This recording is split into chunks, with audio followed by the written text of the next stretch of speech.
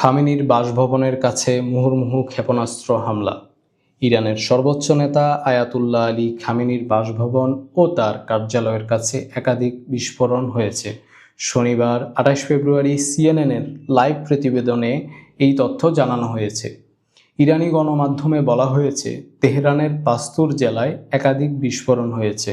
উচ্চ নিরাপত্তায় ঘেরা এই এলাকায় খামেনির বাসভবন ও কার্যালয় রয়েছে। ফার্স নিউজ এজেন্সির প্রতিবেদন বলছে, অন্তত ৭টি ক্ষেপণাস্ত্র এই এলাকায় আঘাত হেনেছে।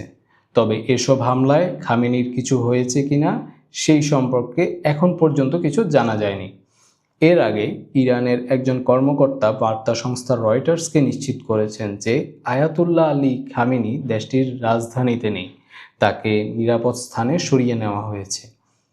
এদিকে মার্কিন প্রেসিডেন্ট ডোনাল্ড ট্রাম্প নিশ্চিত করেছেন যে ইরানের সামরিক অভিযান শুরু হয়েছে।